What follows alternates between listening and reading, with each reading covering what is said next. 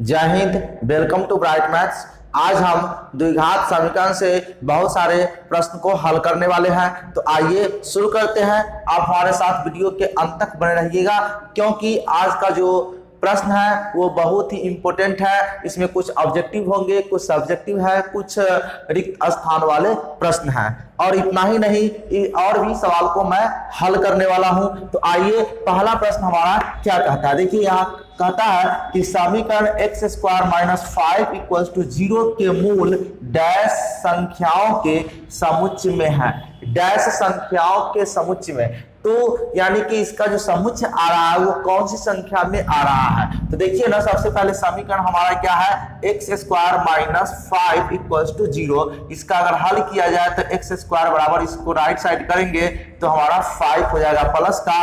तो x बराबर plus minus root under 5। ये रूट अंडर 5 क्यों? क्योंकि इधर का स्क्वायर हटेगा तो इधर आपका रूट लग जाएगा। और चिन्ह की बात करें तो प्लस माइनस, क्योंकि द्विघात समीकरण के दो मूल होते हैं, तो एक प्लस एक माइनस में स्क्वायर जब रूट इस तरह से आता है तो यहाँ पे प्लस माइनस लग जाता है। और ये संख्या की बात करें तो यह कौन सी संख्या है? अपरिमेय संख्या है, यानी कि अपरिमेय संख्या, अपरिमेय संख्याओं का समुच्चय। यानी कि प्रश्न में हमारा क्या कहा है भरने के लिए? देखिए, कहा है मूल डैश संख्याओं के समुच्चय है। तो ये जो संख्या आया है रूट 5 क्या है? अपरिमेय संख्या होता है ना, ये आपको पता भी है। अगर ये पता नहीं है परिमेय अपरिमेय क्या होता है तो इसके रिगार्डिंग ऑलरेडी वीडियो बना हुआ है, वो वीडियो आप देख सकते हैं। वो वीडियो आपको प्लेलिस्ट में मिल जाएगा, ठीक है। तो ये परिमेय अपरिमेय संख्याओं के समुच्चय है। तो यहाँ भरने की बात रहे तो यहाँ पे अपरिमेय भरा जाएगा। क्लियर, समझ में आ गया होगा। आइए नेक्स्ट क्वेश्चन देखते हैं क्या कहता है। निम्नांकित द्विघात समीकरणों में कौन से समीकरण का हल परिमेय संख्याओं के समुच्चय में होगा? यहाँ पे कुछ 4 समीकरण दिए गए हैं। अब इसमें से पूछता है कि किस समीकरण का हल परिमेय संख्याओं की समुच्चय में होगा। परिमेय संख्या, तो ये तो हल करने के बाद ही पता चलेगा। तो आइए हल करते हैं। इसे अगर हल करेंगे तो क्या होगा, इधर से x रहेगा, इधर से स्क्वायर हटेगा तो आपका प्लस माइनस रूट अंडर 5। और ये क्या हो गया? अपरिमेय, यानी कि ये तो आपके अपरिमेय हो गया है ना, अपरिमेय संख्या का समुच्चय। ठीक है, नेक्स्ट को देखना है। यहाँ पे भी आपको स्क्वायर इधर से हट जाएगा, तो यहाँ पे प्लस माइनस रूट अंडर 16/7, यानी कि इस तरह से x बराबर है ना आपके क्या होंगे, प्लस माइनस इसका तो वर्गमूल ऊपर वाला का हो जाएगा, तो ये रूट से बाहर आ जाएगा और बटा रूट 7। और ये रूट के अंदर है, यानी कि यह भी जो समुच्चय होगा वो अपरिमेय संख्या का समुच्चय होगा। क्लियर, कौन सी संख्या का? अपरिमेय संख्या का समुच्चय। आइए इसको देखते हैं। तो इसको मल्टीप्लाई करना पड़ेगा पहले। तो x स्क्वायर माइनस 2x, इससे इसमें गुना करेंगे। इधर देखते हैं 3 और माइनस 2x, माइनस 2x से माइनस 2x दोनों कट जाएगा। जब बराबर के इस साइड और उस साइड ऐसी संख्या जो चिन्ह भी बराबर हो और संख्या जो भी है वो समान हो तो वो कट जाता है। इस प्रकार हमारा बचा क्या, x स्क्वायर बराबर 3, तो इधर से स्क्वायर हटेगा तो इधर हमारा प्लस माइनस रूट अंडर 3 हो जाएगा। और यह भी हमारा क्या है, अपरिमेय संख्या का समुच्चय है। ठीक है, तो जो ये बचा ये हमारा परिमेय संख्या होगा। सिंपल, जब तीनों हमारा अपरिमेय है तो ये परिमेय हो जाएगा। देखिए ना, यहाँ ऑलरेडी गुणनखंड लिखा हुआ है। ऑलरेडी क्या है, गुणनखंड हमारा लिखा हुआ है। तो यहाँ पे गुणनखंड दिया हुआ है, तो 0 के इस दोनों गुणनखंड के बराबर कर लेना है। x प्लस 1 बराबर भी 0 और x माइनस 1 बराबर भी 0। इस तरह से x का वैल्यू -1 और x बराबर है ना प्लस का 1 हो जाएगा। और यह ऋणात्मक संख्या और ये धनात्मक संख्या, और ये दोनों को दोनों क्या है, परिमेय संख्या का समुच्चय है। ये परिमेय संख्या का समुच्चय है।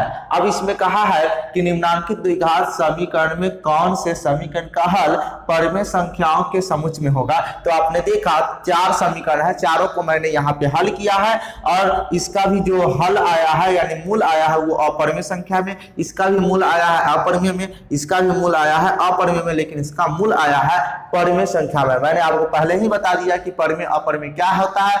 ये अगर आपको पता नहीं है तो इसका वीडियो बना हुआ है, वो प्लेलिस्ट में आपको मिल जाएगा, आप वहां जाकर के देख सकते हैं। ठीक है, तो हमारा ये वाला हो जाएगा राइट आंसर, यानी इस समीकरण का जो समुच्चय होगा वो परिमेय संख्या में होगा। आइए नेक्स्ट क्वेश्चन की ओर चलते हैं। नेक्स्ट क्वेश्चन हमारा कहता है कि समीकरण का केवल मूल समुच्चय लिखे, यानी कि इसका मूल समुच्चय क्या होगा, यानी इसको हल करने पर जो मूल आएगा वो क्या होगा उसको लिखने के लिए कहता है। देखिए ना, फर्स्ट क्वेश्चन है आपका 4x² इक्वल्स टू 1, तो यहां से आपको x² बराबर ये जो x² का गुणांक है इसके बटा में चला जाएगा तो 1/4 हो जाएगा। जैसा कि आपको पता है इधर से स्क्वायर हटेगा तो इधर प्लस माइनस रूट अंडर 1/4 हो जाएगा। इस तरह से x बराबर प्लस माइनस 1 का वर्गमूल 1 और 4 का वर्गमूल 2, यानी इसका मूल समुच्चय 1/2, एक प्लस का 1/2, एक माइनस का 1/2 हो जाएगा।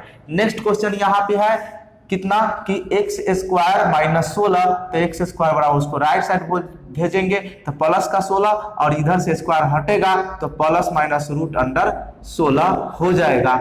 इस तरह से x बराबर प्लस माइनस 4, 16 का वर्गमूल 4 हो जाता है, तो इसके समुच्चय हो गए प्लस का 4 माइनस का 4। आइए इसका नेक्स्ट है 3x² बराबर 12, तो यहाँ पे x² बराबर 12/3, ये जो गुणांक है इसके बटा में चल जाएगा तो वो कट जाएगा, यानी कि x² बराबर 4, ये कट जाएगा 3 चौका 12, और जैसा कि आपको पता है इधर से स्क्वायर हटेगा तो बराबर में प्लस माइनस रूट अंडर 4 हो जाएगा। इस तरह से x बराबर प्लस माइनस 2, क्योंकि 4 का वर्गमूल 2 होता है। तो आपने तीनों समीकरण का मूल समुच्चय देख लिया।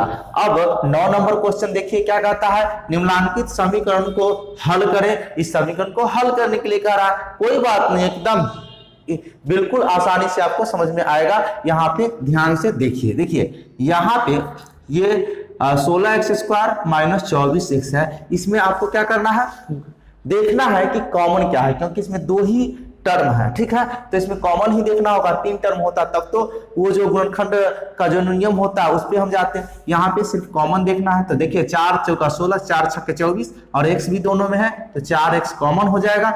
इस तरह से यहाँ बचेगा 4x और यहाँ 4 छक्के 24 तो 6 बच जाएगा बराबर का 0। अब यहाँ पे 2 गुणनखंड, एक ये वाला और एक ये वाला, ये दोनों गुणनखंड हो गया, दोनों को शून्य के बराबर कर देना है, तो 4x बराबर 0 और 4x माइनस 6 बराबर भी 0।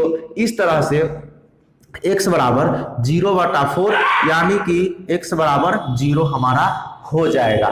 ठीक है, अब यहाँ पे देखिए, इधर भी देख लीजिए, यहाँ पे 4x बराबर प्लस का 6 और x बराबर हमारा हो जाएगा 6/4। इस तरह से इसको काटेंगे तो 3 दूना 6 और 2 दूना 4, ये कट जाएगा तो x का वैल्यू हमारा 3/4 और इधर x का वैल्यू 0, यानी इसके 2 मूल प्राप्त हो गए। चलिए नेक्स्ट क्वेश्चन हमारा क्या है, तो 7/5x² इक्वल टू 35 है। ठीक है, तो एक तरफ इसको आसानी से बनाइए। देखिए यहाँ पे x² है, इसका गुणांक है। ठीक है, तो ये गुणांक बटा में है, अगर बटा नहीं होता, कोई संख्या तो पूर्ण संख्या या प्राकृत संख्या होता तो इसको मैं 35 के बटा में लिखता, लेकिन ये बटा में ऑलरेडी है तो यहाँ पे 35 और इंटू इसको उलट के लिख लेना है 5/7।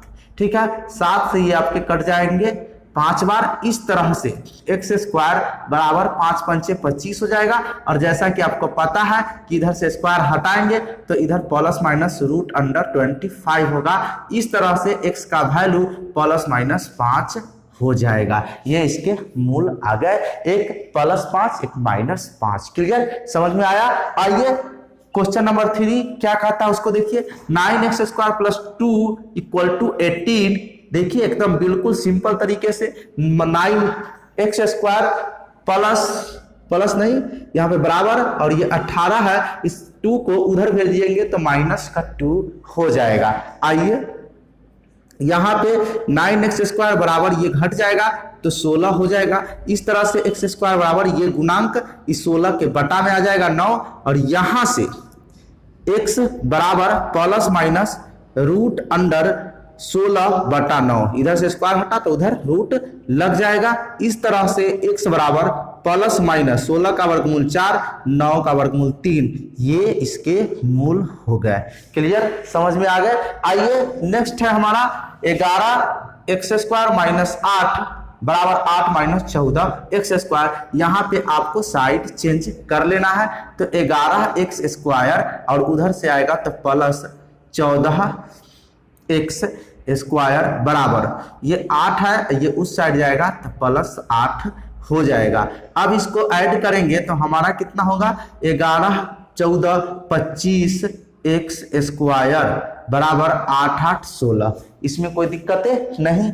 अब आपको क्या करना है, देखिए सिंपल है, यहाँ पे एक्स स्क्वायर बराबर 16/25 लिख लेना है, इसमें कोई दिक्कत है नहीं। अब यहाँ से स्क्वायर हटेगा तो प्लस माइनस रूट अंडर 16/25 हो जाएगा। यहां से x का वैल्यू हमारा हो जाएगा प्लस माइनस कितना 16 का वर्गमूल 4 और 25 का वर्गमूल 5, यानी कि प्लस माइनस 4/5 ये आपके राइट आंसर हो जाएंगे, यानी कि ये मूल हो जाएगा। ठीक है, तो इसमें मैंने अभी तक जितना प्रश्न को हल किया है वो पूरा समझ में आया होगा। आइए नेक्स्ट क्वेश्चन की ओर चलते हैं। अब हमारा 10 का पहला प्रश्न होगा। 10 का पहला प्रश्न क्या कहता है, समीकरण 6m स्क्वायर है ना minus 7m plus 2 equals to 0 का हल समुच्चय निकाले, यानी कि इसका भी हल समुच्चय निकालना है। तो इसको मैं सिंपली गुणनखंड विधि से हल करने वाला हूं। गुणनखंड विधि से कैसे हल करते हैं, तो देखिए यहाँ पे प्रथम पद जैसे है वैसे लिख लेना है, यानी 6m स्क्वायर। अब क्या करना है, देखिए यहाँ पे जो प्रथम पद यानी m स्क्वायर का जो गुणांक है 6, इससे आपको अचर पद में मल्टीप्लाई कर देना है, तो 6 दूना 12 हो जाएगा प्लस का 12। अब इस मध्य पद को यानी -7 को इस प्रकार तोड़ना है कि जोड़ने या घटाने पर माइनस का 7 होना चाहिए और उसी अंक को गुना किया जाए तो 12 आना चाहिए। तो सोचिए वह कौन सी संख्या होगा जिसको जोड़ने या घटाने पर -7 और गुना करने पर 12 आए, तो वह कौन सी संख्या है। देखिए ना, गुना करने पर 4 तिया 12 हो जाता है और 4 3 को जोड़ते हैं तो 7 हो जाता है। तो देखिए हमारे पास संख्या हो सकता है प्लस का 4 प्लस का 3 है ना, माइनस का 4 है ना, प्लस का 3 प्लस का 4 माइनस का 3 और माइनस का 4 माइनस का 3, ये संख्या हो सकता है। गुना करने पर सबका हमारा 12 आता है, 4 तिया 12, लेकिन इसको जोड़ेंगे तो -7 नहीं +7 आता है, इसलिए इस पर नहीं टूटेगा। नेक्स्ट है 4 तिया 12 माइनस प्लस माइनस का 12 आ रहा, लेकिन यहाँ प्लस का 12 है, आ रहा है माइनस का, इसलिए यह भी हमारा नहीं होगा। अब 4 में से 3 4 तिया 12 करेंगे तो यह भी माइनस का 12, तो ये हमारा नहीं होगा। ठीक है, और ठीक है 12 हो रहा है तो इसलिए हमारा नहीं होगा, लेकिन इसको मल्टीप्लाई करेंगे। देखिए -4 और -3 इसका मल्टीप्लाई करते हैं तो 4 तिया 12 प्लस का 12 हो जाएगा, तो ये हो जाएगा। साथ ही -4 और -3 हमारा -7 होगा, इसीलिए ये ऑप्शन हमारा हो जाएगा। और इसी पर मध्य पद को तोड़ना है, ये तीनों नहीं होगा। हमें ध्यान रखना है कि जोड़ने या घटाने पर -7 यानी मध्य पद में जितना दिया हुआ उतना, और उसी संख्या को गुना करने पर इस और इस संख्या को गुना करने पर जितना आता है उतना के बराबर होना चाहिए। जैसा कि यहाँ गुना करने पर 12 आया तो इसको गुना करने पर प्लस का 12 आ रहा है, इसलिए मैं मध्य पद को -4 और -3 पे तोड़ रहा हूँ। क्लियर, समझ में आ गया। तो यहाँ पे लिखना है -4m और -3m प्लस ये 2 है तो 2 रहेगा बराबर का 0। क्लियर। अब यहां से आपको ले लेना है कॉमन। क्या कॉमन होगा, m तो होगा ही, साथ में 2, तो 2m कॉमन हो जाएगा, बचेगा 3m और माइनस का 2 यहाँ पे बच जाएगा। यहाँ पे माइनस है ना, कुछ भी कॉमन इसमें नहीं है तो 1 कॉमन ले लेना है, और चूंकि माइनस कॉमन हुआ है तो इधर 3m और ये प्लस है वो माइनस साइन हो जाएगा बराबर का 0। अब पूरे में आपको कॉमन ले लेना है तो कितना होगा, ये भी कॉमन ये कॉमन दोनों में सेम है, तो यहाँ पे 3m - 2 और बच जाएगा ये 2m - का 1 बराबर का 0। इसमें कोई दिक्कत है, 2 गुणनखंड आ गए। अब इस दोनों को शून्य के बराबर यानी कि 3m - 2 बराबर 0 और 2m - 1 बराबर 0। यहां से 3m बराबर 2 यानी कि यहां से m बराबर हमारा जो वैल्यू आ जाएगा वो हो जाएगा 2/3। क्लियर। और इधर की बात करें तो यहाँ भी 2m बराबर 1 और m बराबर 1/2 ये वैल्यू आ जाएगा। m का वैल्यू निकल गया है, यानी कि m का जो मूल समुच्चय हुआ वो 2/3 और 1/2। क्लियर, समझ में आ गया। आइए 10 का दूसरा प्रश्न भी देख लीजिए। क्या कहता है दूसरा प्रश्न कि समीकरण x² प्लस 2x प्लस 1 बराबर 1, यहाँ पे +2 नहीं है बल्कि -2x है। फिर से देख लीजिए, x² माइनस 2x प्लस 1 बराबर 1 का हल समुच्चय लिखने के लिए कहा है। कोई बात नहीं है, यहाँ पे देखिए हल समुच्चय लिखने के लिए कहा, तो ये देखिए ये प्लस का 1 है, इधर भी प्लस का 1 है, बराबर के इस साइड उस साइड रहता है जब सेम तो वो कट जाएगा, यानी कि शून्य के बराबर, तो इधर हमारा शून्य बच जाएगा। और इधर की बात करें तो हमारा x कॉमन हो जाएगा, तो x कॉमन तो बचेगा x और -2 यहाँ से यहाँ तक, और इधर कुछ नहीं है तो 0 हमारा बच जाएगा। क्लियर। अब यहाँ पे दोनों को 0 के बराबर करना है, x बराबर भी 0, x -2 बराबर भी 0, तो x का वैल्यू तो ये हमारा 0 है ही, और साथ में x का वैल्यू हमारा +2 हो जाएगा, क्योंकि ये राइट साइड जाएगा तो चिन्ह बदल जाएगा, माइनस से प्लस हो जाएगा। तो इसके दो मूल समुच्चय यानी कि 0 और 2 आ गया है। तो आपने अभी 10 नंबर का दोनों प्रश्न का हल देख लिया। अब 11 नंबर प्रश्न की ओर चलते हैं। 11 नंबर प्रश्न हमारा क्या कहता है, देखिए 11 नंबर प्रश्न कहता है कि द्विघात सूत्र से हल करें। द्विघात सूत्र से हल करें, ठीक है।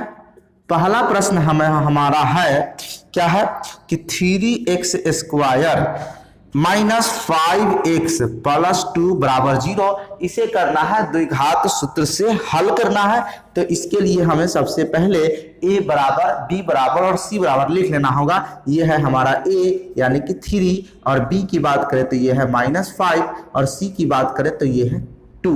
अब यहां से विवेचक का वैल्यू निकालना है। विवेचक किसको कहते हैं मैं बताया हूं ऑलरेडी, तो b² माइनस 4ac ये हमारा विवेचक है, ठीक है। तो विवेचक का वैल्यू निकाल लेना है, तो b का वैल्यू -5 का स्क्वायर, क्योंकि b² है, -4 इंटू a का वैल्यू 3 और c का वैल्यू 2 है। सिंपली यहां से इसका स्क्वायर करेंगे 25 हो जाएगा, और ये -4 × 12 दूना 24 हो जाएगा, और घट करके इसका वैल्यू 1 आ जाएगा। ये आ गया विवेचक का वैल्यू। अब हमें क्या करना है, द्विघात सूत्र लिख लेना है, ठीक है। द्विघात सूत्र लिख लेना है। क्या होता है द्विघात सूत्र, x बराबर -b plus minus √b² minus 4ac by 2a बटे का मतलब 2a। क्लियर। यहाँ से जो जो चीज हमें पता है वो लिख लेना है। माइनस यहाँ पे माइनस b का वैल्यू है -5, तो -5 plus minus b² minus 4ac का वैल्यू 1 है, तो यहाँ पर b² माइनस 4ac की जगह पर 1 रख देना है, और बटा में 2a, यानी a का वैल्यू 3 है तो 3 यहाँ पे लिख लेना है। माइनस माइनस प्लस का 5 प्लस माइनस 1 का वर्गमूल 1, ठीक है, और बटा में 3 दूना 6, ठीक है। अब यहाँ पे प्लस माइनस आ गया है, तो एक बार हमें प्लस लेना है और एक बार माइनस लेना है, यानी कि ये हमारा x रहेगा, और यहाँ से अल्फा 5 + 1/6, एक बार अल्फा का वैल्यू ये हो जाएगा 5 × 6 बटा 6, कट जाएगा तो 1।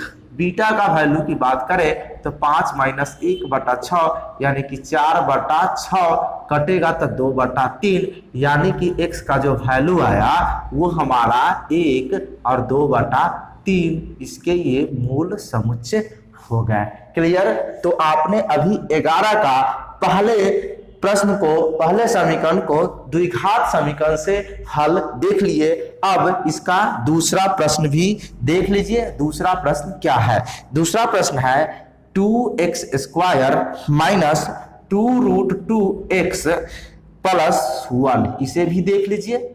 यहाँ पे 1 है, इसे भी द्विघात सूत्र की सहायता से हल करना है। तो सबसे पहले हमें ए बी सी का वैल्यू लिख लेना होगा। तो ए का वैल्यू है हमारा 2 और बी का वैल्यू है -2√2 और सी का वैल्यू है 1। क्लियर। अब हमें बी स्क्वायर -4ac यानी कि विवेचक का वैल्यू निकाल लेना होगा।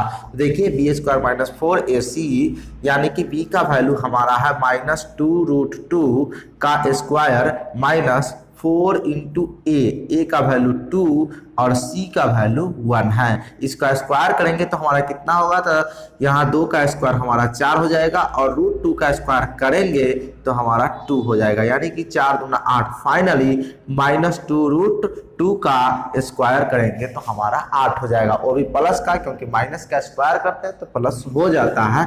-4 दूना 8, 8 में से 8 घटाएंगे तो 0, यानी 4 दूना 8 कम 8, यानी कि ये हमारा वैल्यू आ गया 0। अब हमें द्विघात सूत्र लिख लेना है। तो द्विघात सूत्र हमारा x बराबर -b plus minus √b square -4ac ये होता है बटे में 2 हो a। क्लियर। यहां से हमें -2√2 लिख लेना है, क्योंकि ये b का वैल्यू है और फार्मूला में ऑलरेडी माइनस है तो यहाँ माइनस, ये माइनस हो गया और b का वैल्यू इतना, plus minus √b square -4ac का वैल्यू 0, तो माइनस का √0 बटा 2 इंटू ए का वैल्यू हमारा 2 ही आया हुआ है। इधर चूंकि 0 है तो इसका वर्गमूल करने पर भी 0 ही लिखाएगा, इसीलिए x बराबर इसको प्लस कर लेते हैं तो हमारा माइनस प्लस 2√2 और इसको इधर लिखने की जरूरत नहीं है, बटा में हमारा क्या हो जाएगा 2 इंटू 2 ही रहने देते हैं, 2 से 2 ये कैंसिल हो जाएगा। अब यहाँ पे देखिए जरा सा, इस √2 को √2 रहने देते हैं और यहाँ 2 को हम लिख सकते हैं √2 इंटू √2 लिख सकते हैं ना, ये वाला। तो हमारा इस 2 को लिख सकते हैं √2 इंटू √2, क्योंकि गुना करने पर 2 होता है। अब 1 से 1 कट जाएगा तो आपका बचा 1/√2, यानी कि x का जो वैल्यू हो जाएगा, दोनों वैल्यू हमारा क्या हो जाएगा 1/√2। तो दोनों वैल्यू हमारा 1/√2 हो जाएगा। तो मैं यहाँ पे लिख देता हूँ, अतः x बराबर 1/√2 और 1/√2 दोनों वैल्यू हमारा यही होगा इस समीकरण के लिए। तो आपने अभी 11 नंबर का दूसरा सवाल का हल देख लिया। अब 12 नंबर प्रश्न देखिए, ये क्या कहता है, हल करे, और इसमें भी एक समीकरण लिखा गया है। क्या है समीकरण, देखिए कि x² -3x और -10 बराबर 0। क्लियर। इसमें केवल हल करने के लिए कहा है। क्लियर। इसमें ऐसा कुछ नहीं कहा है कि द्विघात सूत्र द्वारा या फिर गुणनखंड द्वारा हल करे, तो मैं इसे सिंपल गुणनखंड द्वारा हल करने वाला हूं। अब यहाँ पे देखिए x² का गुणनखंड कुछ भी नहीं, यानी कि 1 के अलावा कुछ भी नहीं है, तो यहाँ पे सिंपली इसका गुणनखंड तोड़ने के लिए शर्त क्या होगा कि इस 10 और 3 को देखना है। तो इस मध्य पद को इस प्रकार तोड़ना है कि जोड़ने या घटाने पर -3 होना चाहिए। कितना होना चाहिए, -3 जोड़ने या घटाने पर, और उसी संख्या को अगर गुना किया जाए तो -10 होना चाहिए। क्या होना चाहिए, जोड़ने घटाने पर -3 और गुना करने पर -10 आना चाहिए। तो देखिए ना, हमारा संख्या होता है 5 दूना 10, ठीक है, और तो हमारा 10 हो जाता है, तो 5 2 पर ही ये टूटेगा। हम आपको 4 ऑप्शन देते हैं जिससे आप पूरा समझ पाएंगे। देखिए यहाँ पे -5 है ना, और -2, प्लस का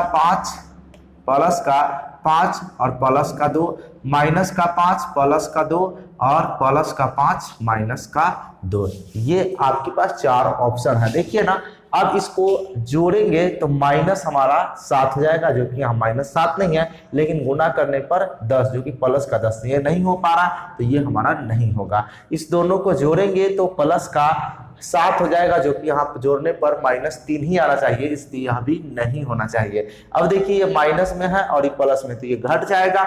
तो घटेगा तो हमारा -3 होगा, जो कि -3 है, और गुना करेंगे तो माइनस प्लस माइनस 5 गुना 10, यानी कि ये हमारा फुलफिल हो रहा है, तो ये ऑप्शन हमारा हो जाएगा।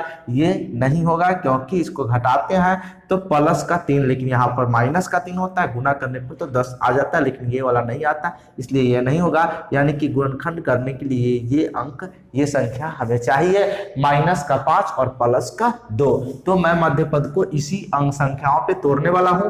तो प्रथम पद जैसे वैसे लिख लेना है, ये x² और यहाँ पे लिखना -5x और +2x और -10 बराबर 0। इसमें कोई समस्या है नहीं ना। चलिए अब यहाँ पे क्या करना है, इसमें कॉमन ले लेना है, कॉमन इसमें और इसमें x हमारा कॉमन हो जाएगा तो बचेगा x -5, और यहाँ से हमारा 2 कॉमन हो जाएगा तो x -5 बराबर 0। यहाँ से x, ठीक है, और -5, x -5, ये दोनों में यहाँ से यहाँ तक है तो ये कॉमन हो जाएगा, इंटू x + 2 बराबर 0 हो जाएगा। इसमें कोई समस्या नहीं। आइए अब इस दोनों, ये दो फैक्टर गुणनखंड हो चुके हैं, इसको दोनों को हमको शून्य के बराबर कर लेना है। तो x -5 = भी 0 और x + 2 बराबर भी 0। क्लियर। यहाँ से हमारा x -5 बराबर 0 है ना, तो इसको ब्रैकेट लिखने से यहाँ पे कोई फायदा ही नहीं है, ब्रैकेट लिखने की कोई जरूरत नहीं है।